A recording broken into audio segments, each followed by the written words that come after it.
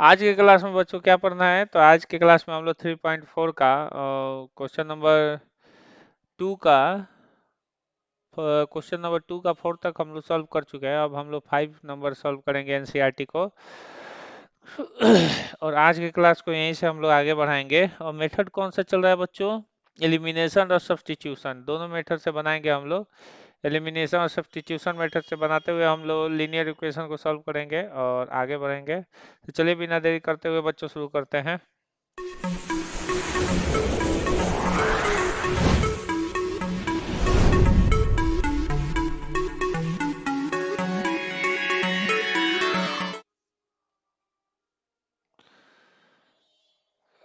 देखिए बच्चों, कह रहा है, यहाँ पे क्वेश्चन कह रहा है आप लोग से कि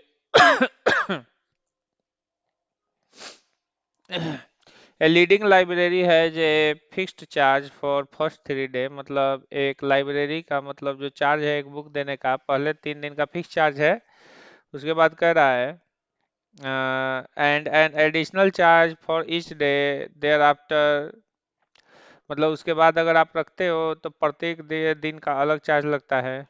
कह रहा है कि अगर Sarita Sarita paid rate 27 for book gift for 7 days. Sarita अगर 7 दिन रखने के लिए 27 रुपया देती है, while sushi paid 21 rupees for book the gift of 5 days.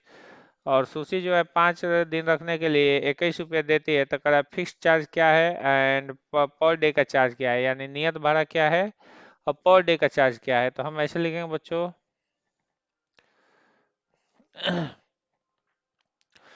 Let the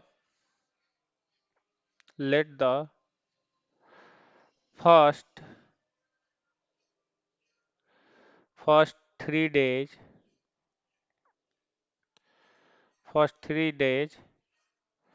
fixed charge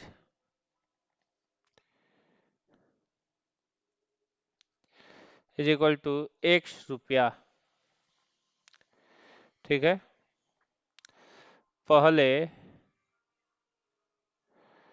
पहले 3 दिन के लिए नियत भाड़ा, पहले 3 दिन के लिए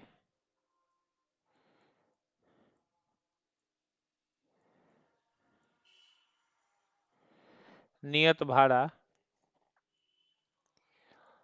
भाड़ा कितना रुपया हो गया बच्चों? 100 रुपया। ठीक है। और after the 3 day after the 3 day days the fix charge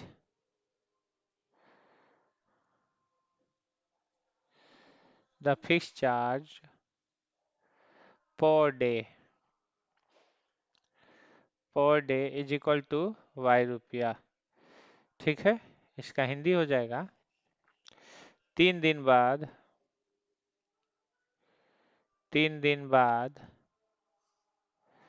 प्रतिदिन प्रतिदिन का प्रतिदिन का नियत भाड़ा इज इक्वल टू कितना हो जाएगा बच्चों? y रुपया। प्रतिदिन का नियत भाड़ा कितना रुपया हो गया है बच्चों? y रुपया हो गया। अब क्वेश्चन ये कर रहा है, पहले कंडीशन से फर्स्ट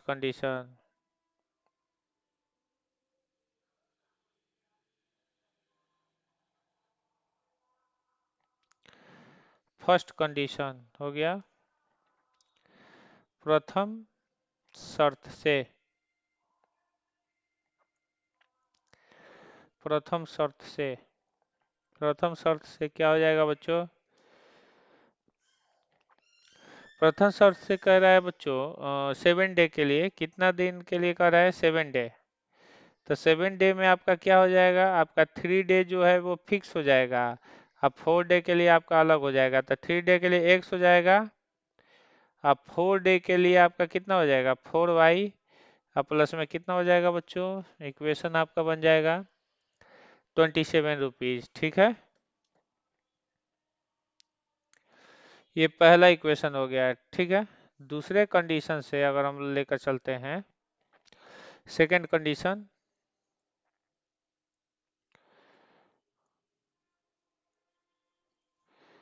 चल ऊपर जा रहा है बेटा, सेकंड कंडीशन, तो सेकंड कंडीशन से कहता है बच्चों हम लोग का कि मतलब 5 डे के लिए है, कितना डे के लिए है, 5 डे।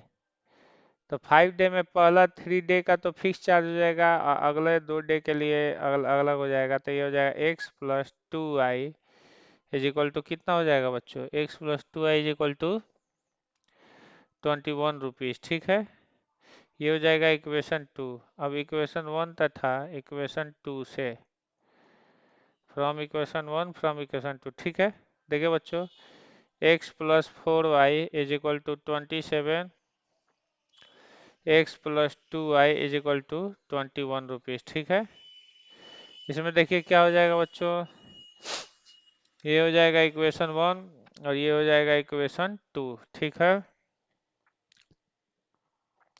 तो यहाँ पे ये जो है ये प्लस है बच्चों, तो ये क्या हो जाएगा बच्चों, इसको हम सब्ट्रैक्ट कर देंगे, तो ये माइनस हो जाएगा, ये माइनस हो जाएगा, ये माइनस हो जाएगा, तो एक से एक्स कैंसिल हो जाएगा, 4y में से 2y जाएगा तो 2y हो जाएगा, 27 में से 21 जाएगा तो कितना बचेगा, 6, दो तिहाई 6, y का मान कितना हो जाएगा बच्चों, 3 हो जाएगा। ठीक है, फिर हम लिखेंगे इक्वेशन 1 से, फ्रॉम इक्वेशन 1 ये हो जाएगा x plus 4y is equal to 27, y का वैल्यू इसमें कितना रख देंगे, 3 रख देंगे, x plus 4 × 3 is equal to 27,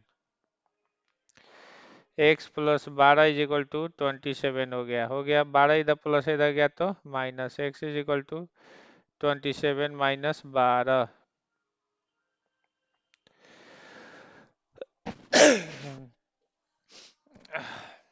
27 minus 12 हो जाएगा बच्चों।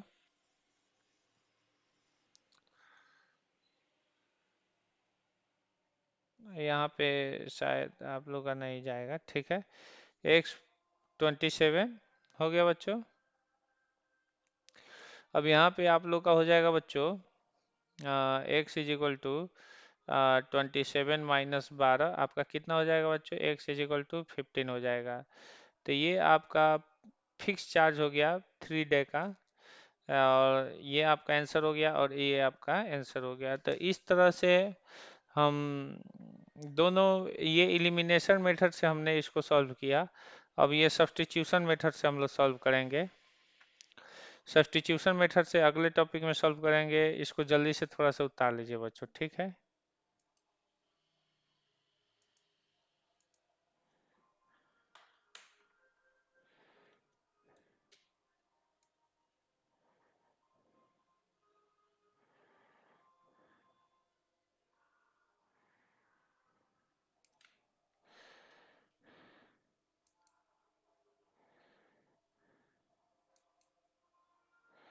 हो गया बच्चों।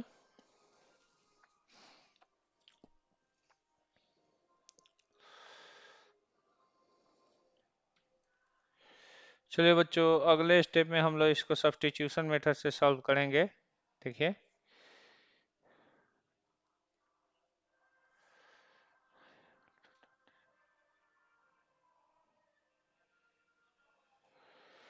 दिया है x plus 4y is equal to 27, x plus 2y is equal to 21 हो गया। ये है इक्वेशन 1, ये है इक्वेशन 2। सबसे पहले लिखेंगे इक्वेशन 1 से, फ्रॉम इक्वेशन 1,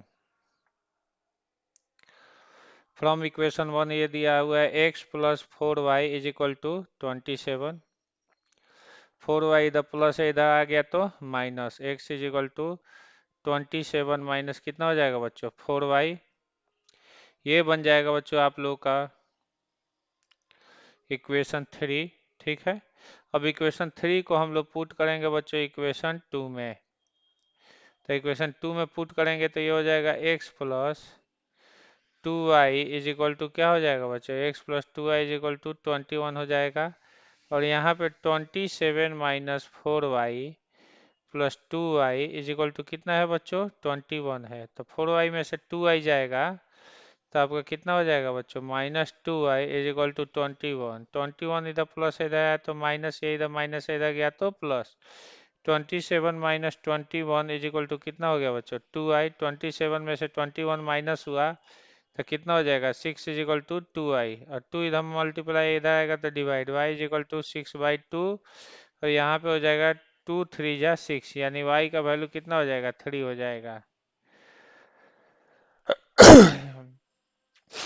y का वैल्यूएशन 3 हो जाएगा। अब इसको हम लोग क्या करेंगे बच्चों, इक्वेशन 3 में हम पुट कर देंगे, यानी y का वैल्यू इक्वेशन 3 में पुट करने पर, तो चूंकि हम लोग लिखेंगे इक्वेशन 3 से, आपका हो जाएगा बच्चों x is equal to 27 minus 4y, और y के जगह पर हम लोग 3 रखेंगे तो 27 minus 4 into 3 x is equal to कितना हो जाएगा, 27 माइनस कितना हो जाएगा बच्चों, 12, यानी x इज इक्वल टू कितना हो जाएगा बच्चों, 15। तो ये दोनों इक्वेशन हम लोग का बच्चों सॉल्व हो गया, ठीक है। तो दो हम लोग एलिमिनेशन मेथड से भी चले, सब्स्टिट्यूशन मेथड से भी चले, दोनों मेथडों से जाने के बाद भी हम लोग का इक्वेशन सही ढंग से सॉल्व हो गया, ठीक है।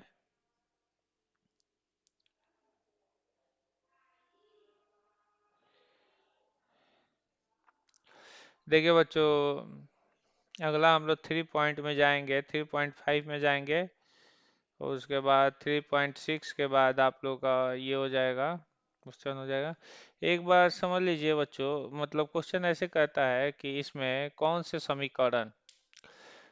समीकरण का यूनिक सॉल्यूशन होता है, यानी एक हल, और किस समीकरण का कोई सॉल्यूशन नहीं होता है, किस समीकरण का इनफाइनाइट सॉल्यूशन होता है। तो इस बारे में हम बहुत पहले आप लोगों को चर्चा कर दिए हैं। 3 समीकरण होते हैं, 3 टाइप्स ऑफ लीनियर इक्वेशन होते हैं। लीनियर इक्वेशन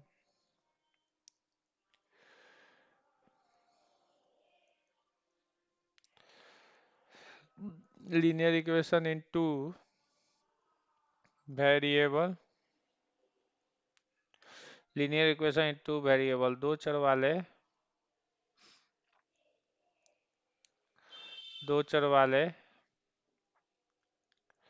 रैखिक समीकरण।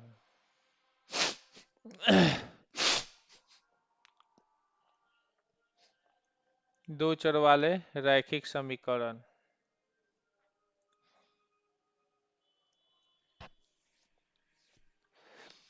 दो चर वाले रैखिक समीकरण कितने प्रकार के होते हैं, तो दो चर वाले रैखिक समीकरण 3 प्रकार के होते हैं। सबसे पहला है, सबसे पहला दिया है यूनिक सॉल्यूशन।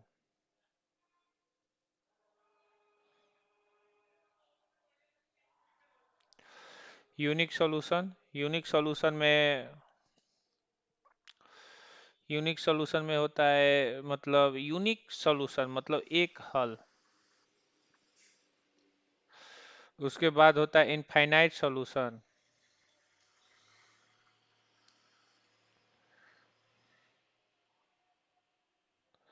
अनंत हल, क्या होते हैं बच्चों, अनंत हल, ठीक है। उसके बाद होता है बच्चों नो सॉल्यूशन, कोई हल नहीं, ठीक है, ठीक है, कोई हल नहीं। तो यूनिक सॉल्यूशन, एक हल वाले समीकरण को कहा जाता है बच्चों अविरोधी समीकरण। अविरोधी हिंदी में इसका नाम दिया गया है, लेकिन इंग्लिश में नहीं दिया गया है। अविरोधी इनफाइनाइट सॉल्यूशन वाले को कहा जाता है आश्रित, ठीक है। नो सॉल्यूशन वाले को हम कहते हैं बच्चों विरोधी, ठीक है। अविरोधी यानी यूनिक सॉल्यूशन वाले का ग्राफ जब भी हम लोग खींचेंगे, एक्स एक्सिस होता है और ये वाई एक्सिस होता है, तो इनका ग्राफ जो होता है ना, एक दूसरे को बाइसेक्ट करता है। क्या करता है, बाइसेक्ट करता है, प्रतिच्छेद करता है। और अनंत हल वाले का जो इक्वेशन होता है बच्चों, वो क्या करता है, ये एक दूसरे के ऊपर ओवरलैप करता है। क्या करता है बच्चों, ओवरलैप कर जाता है एक दूसरे के ऊपर, ठीक है। कोई सॉल्यूशन वाले, कोई हल नहीं वाले का जानते हो क्या होता है? ये पैरेलल हो जाता है। क्या हो जाता है? पैरेलल हो जाता है। ठीक है, तो इसको हम कहते हैं, होता है बाइसेक्ट, यानी प्रतिच्छेदी। प्रतिच्छेदी, ठीक है। और ये होता है संपाती। इसका इंग्लिश होता है ओवरलैप्ड।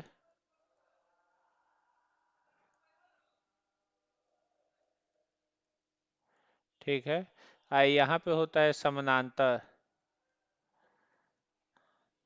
ठीक है, यानी पैरेलल। ठीक है। ये तो इनके ग्राफ हो गए बच्चों, आप लोग इसको नोटेबल कर लेंगे। ठीक है।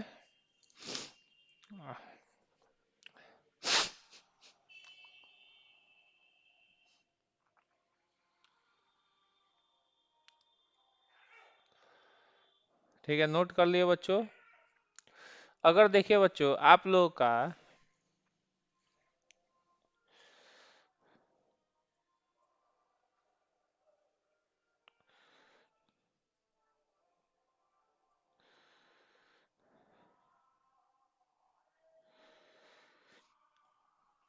अगर आपको लीनियर इक्वेशन का बेसिक फॉर्म, बेसिक फॉर्म मतलब समझते हो ना, व्यापक रूप।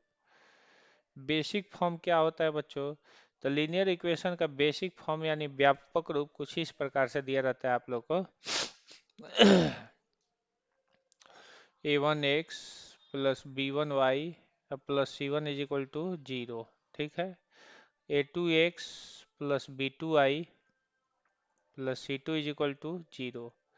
अगर इसमें a1 बाई a2 करते हो और b1 बाई b2 करते हो, ठीक है, अगर दोनों बराबर नहीं आया तो ये पहला नंबर कंडीशन हो जाता है, यानी इस समीकरण का यूनिक सॉल्यूशन हो जाता है, यानी एक हल हो जाता है, और ये अविरोधी हो जाता है। ठीक है, यानी ये आपका ये हो गया। ठीक है बच्चों,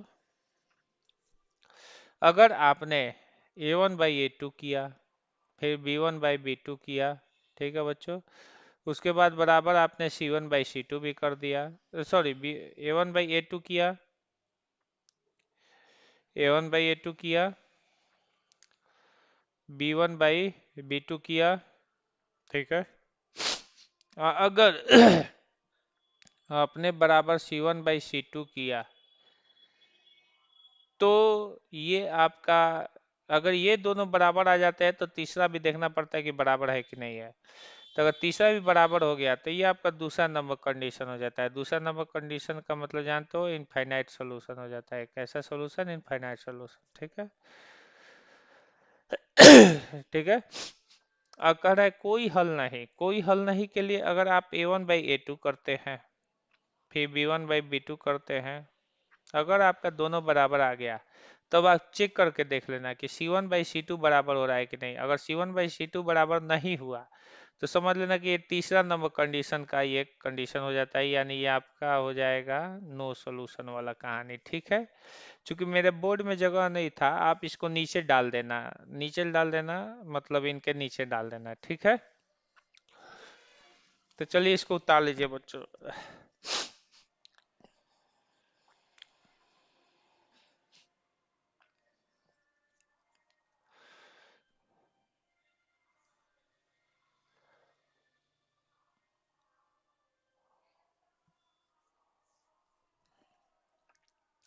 हो गया बच्चों, उतार लिए हैं।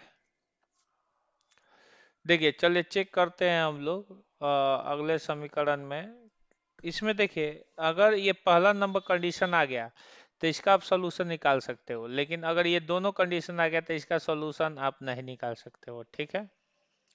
यानी बराबर वाले कंडीशन का सॉल्यूशन आप नहीं निकाल सकते हो, लेकिन जो बराबर में नहीं है उसका सॉल्यूशन आप आसानी से क्या कर सकते हो बच्चों? निकाल सकते हो। ठीक है। तो चलिए शुरू करते हैं।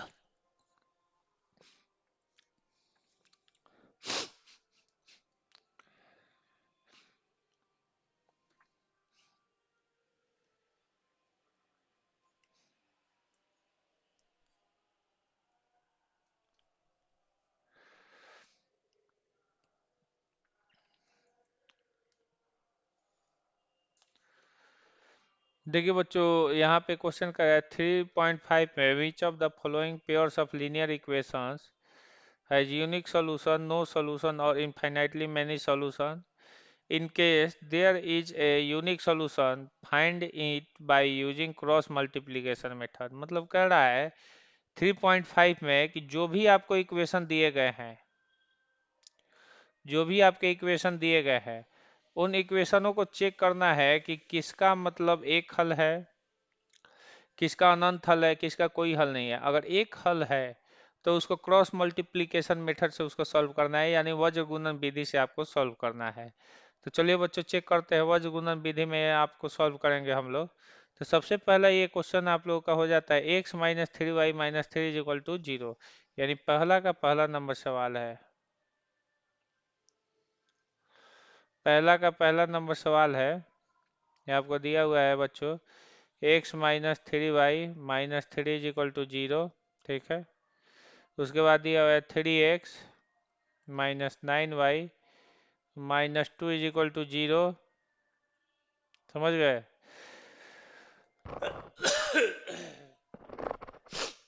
यहाँ पे बच्चों ये एक है बच्चों, ठीक है, ये एक है, ठीक है, यहाँ पे एक है। तो सबसे पहले हम लोग चेक करते हैं, सबसे पहले हम a1/a2 करते हैं। तो a1/a2 का मान हो जाएगा 1/3। फिर b1/b2 करते हैं, तो b1/b2 का मान हो जाएगा -3/-9। तो माइनस माइनस प्लस, तीन एकम तीन, तीतरी का 9। तो यहाँ पे हम लोग देख रहे हैं कि a1 और a2 बराबर b1/b2 हो गया है, यानी 1/3 बराबर 1/3 हो गया है। ठीक है, अब हम लोग c1/c2 करेंगे। तो c1/c2 का मान जानते हो कितना हो जाएगा? -3/-2 हो जाएगा, माइनस माइनस क्या हो जाएगा, प्लस हो जाएगा। तो यहाँ पे आप लोग देख रहे हो कि यहाँ पे a1/a2 बराबर b1/b2 है, लेकिन नॉट इक्वल टू c1/c2 है। ठीक है, तो इसका मतलब ये 1/3 बराबर 1/3 है, और यहाँ पे नॉट इक्वल टू 3/2 है। तो ये जो समीकरण है इसका होता है नो सॉल्यूशन। क्या होता है बच्चों? No solution. नो सॉल्यूशन का हिंदी हो जाएगा बच्चों कोई हल नहीं, कोई हल नहीं। ठीक है, कोई हल नहीं। ठीक है, ये आपका कोई हल नहीं हो जाएगा। ठीक है,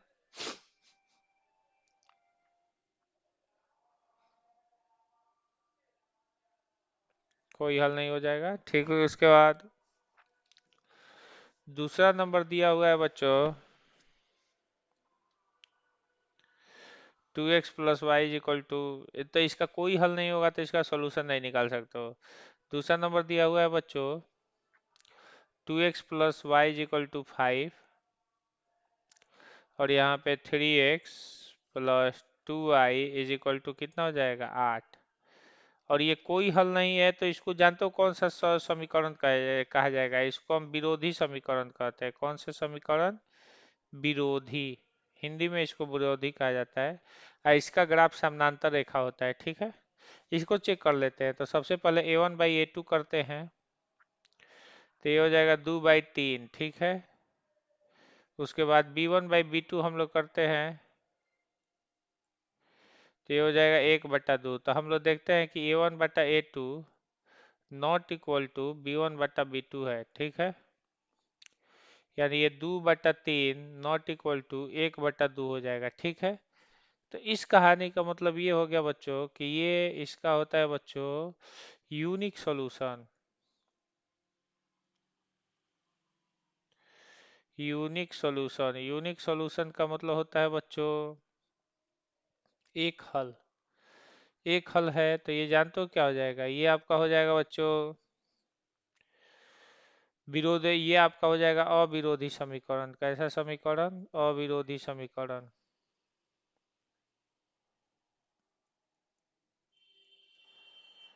अविरोधी समीकरण। अविरोधी समीकरण में आपका ये इसका एक हल निकल जाएगा। एक हल निकल जाएगा तो यहाँ पे 2x plus 1y is equal to 5 है, 3x plus 2y is equal to 8 है। इसको हम लोग क्या करेंगे बच्चों, इसको हम लोग क्रॉस मल्टीप्लिकेशन मेथड द्वारा सॉल्व करेंगे। तो इसको क्रॉस मल्टीप्लिकेशन द्वारा सॉल्व करने के लिए दोनों को उठा के एक साइड लाएंगे, तो ये आपका हो जाएगा 2x plus 1y minus 5 is equal to 0। उसके बाद 3x plus 2y minus 8 is equal to 0। ठीक है,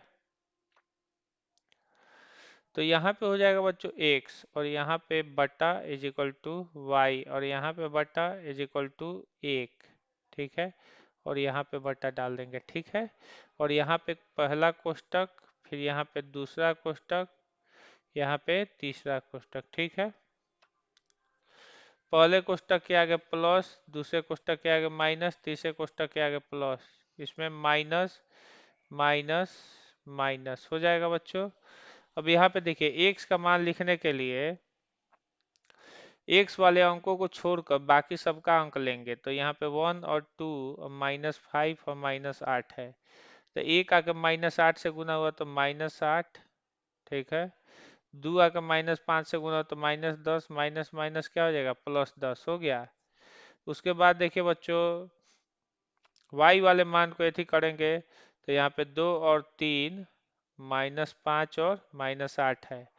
तो 2 8 16, -16 हो जाएगा बच्चों, और 3 5 15, -15, तो माइनस माइनस क्या हो जाएगा, +15 हो जाएगा। ठीक है, अब अंक वाला मान पर लेकर चलेंगे बच्चों, तो अंक वाले के लिए अंक वाला छूट जाएगा, 2 3 और 1 और 2 लेना पड़ेगा। तो दो दूनी के 4, 3 एकम 3 हो गया।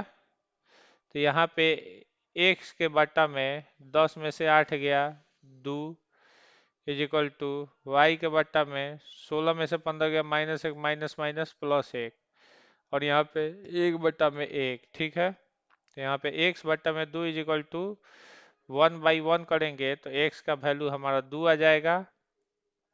फिर हम लोग पहले इन दोनों को बराबर किया, अब इन दोनों को बराबर करेंगे तो y/1 इज इक्वल टू 1/1 करेंगे तो 1 जाके गुना हुआ, तो y का वैल्यूएशन कितना आ जाएगा बच्चों, 1 आ जाएगा। ठीक है, तो ये आपका होता है बच्चों क्रॉस मल्टीप्लिकेशन मेथड। आप लोग इसको भी आसानी से सॉल्व कर सकते हैं। ठीक है, तो देखिए दूसरे इक्वेशन का सॉल्यूशन हम लोग निकाल सकते थे, लेकिन इस इक्वेशन का सॉल्यूशन आप लोग निकालेगा तो नहीं निकलेगा। कोशिश करके आप लोग देख लीजिए बच्चों, एकदम नहीं निकलेगा। ठीक है, इसको जल्दी से उतार लीजिए बच्चों।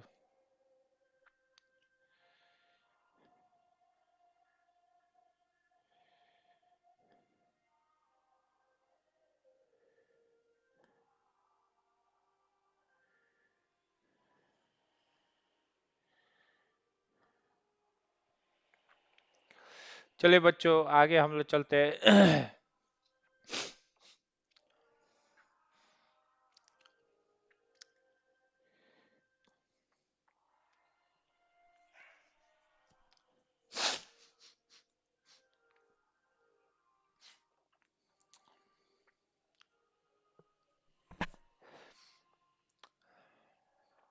चलिए तीसरा नंबर सवाल हम लोग देख कर बनाते हैं बच्चों। ठीक है,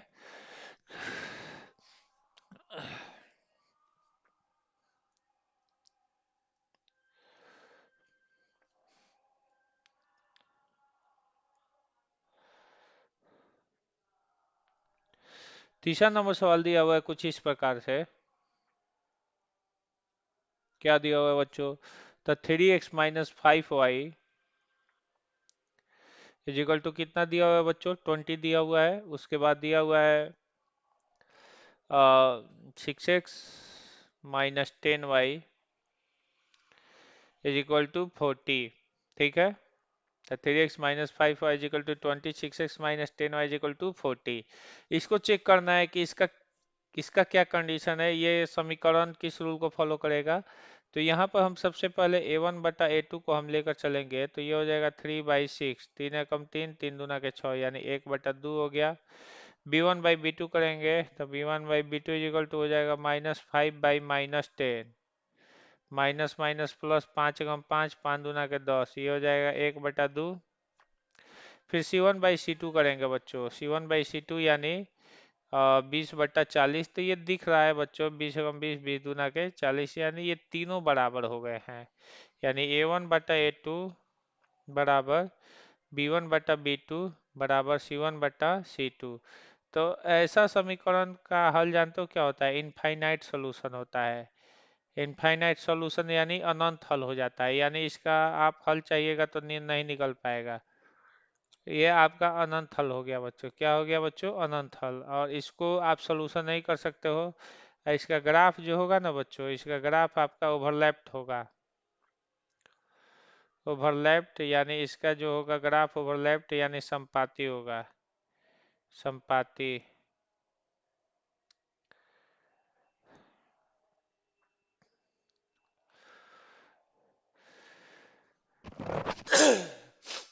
इसका ग्राफ संपाती होगा, ठीक है। समझ में आ गया? यहाँ पे देखिए बच्चों,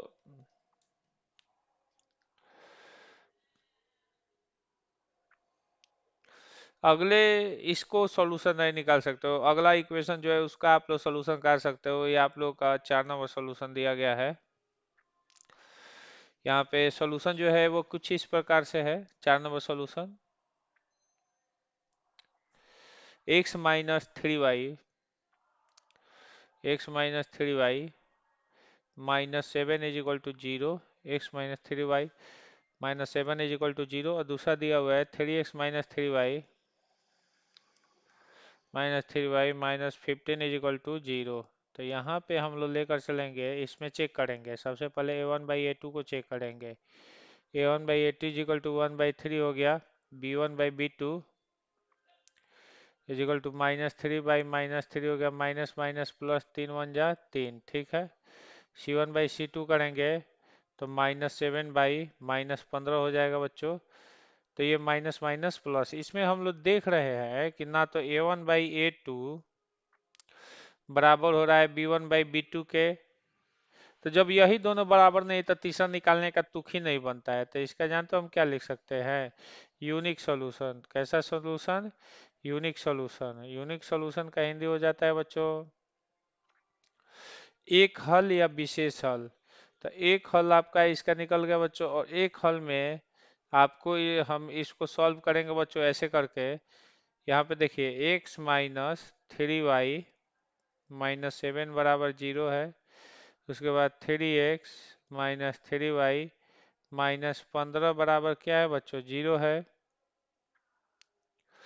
यहाँ पे x के नीचे कुछ नहीं तो यहाँ पे बट्टा है = y के नीचे कुछ नहीं तो यहाँ पे बट्टा है। और यहाँ पे संख्या के नीचे कुछ नहीं तो यहाँ पे बट्टा है बच्चों, ठीक है। यहाँ पे तीनों के नीचे कोष्ट डाल देंगे बच्चों, तीनों के नीचे कोष्ट डाल देंगे। तीनों के नीचे कोष्ट डालने के बाद यहाँ पे हो जाएगा प्लस माइनस प्लस, ठीक है। यहाँ पे माइनस माइनस माइनस हो जाएगा। अब सबसे पहले बच्चों यहाँ पे ध्यान देने की जरूरत है कि इसको हम लोग मल्टीप्लिकेशन कैसे करते हैं। तो जब x वाले का मल्टीप्लाई करना रहता है तब x वाले अंक को छोड़ देते हैं, y वाले अंकों को उठाते हैं और संख्या वाले का। तो -3 और -3 और -7 और -15 हो जाएगा। अब ये 3 आके यहाँ पे गुना होगा तो माइनस माइनस प्लस, 15×3 = 45 हो गया बच्चों। और ये जाके यहाँ पे गुना होगा माइनस माइनस प्लस, 17×21 हो गया, ठीक है। उसके बाद y वाले के लिए हम लोग करेंगे तो y वाले का अंक छूट जाएगा तो ये हो जाएगा 1 3 और -7 और -15। एक आके -15 से गुना हुआ तो -15, ठीक है। और 17×21 -21 माइनस माइनस प्लस 21, ठीक है बच्चों। ये हो गया। उसके बाद अंक वाले पर हम लेकर चलेंगे तो 1 3 और -3 और -3 करेगा। 3 एकम 3 -3, तितरी का 9 माइनस माइनस माइनस प्लस 9 हो जाएगा। तो ठीक है, इस प्रकार से ये हम लोग का हो गया बच्चों। x बटा में 25 में से 45 में से 21 जाएगा तो कितना बचेगा बच्चों? 24 बचेगा। और बराबर y बटा में 21 में से 15 जाएगा तो जानते हो कितना बचेगा बच्चों? -6 बचेगा। और 9 में से 3 जाएगा तो जानते हो क्या बचेगा, 1/6 बचेगा, ठीक है।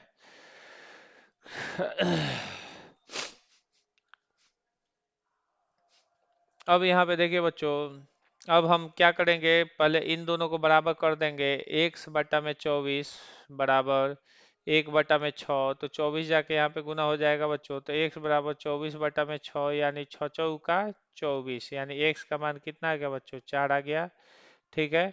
उसके बाद y/6, y/-6 is equal to 1/6 करेंगे, 6 जाके यहाँ पे गुना हो जाएगा, तो y इज इक्वल टू -6/6, 6 से 6 कैंसिल करेंगे एक बार में, तो y का वैल्यू कितना आ जाएगा, -1 आ जाएगा।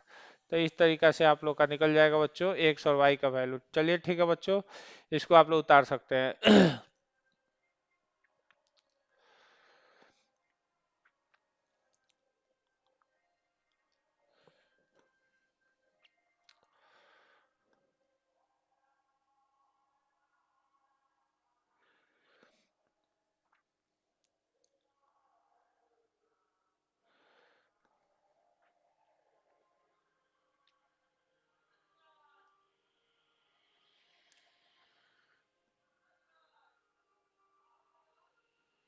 ठीक है बच्चों,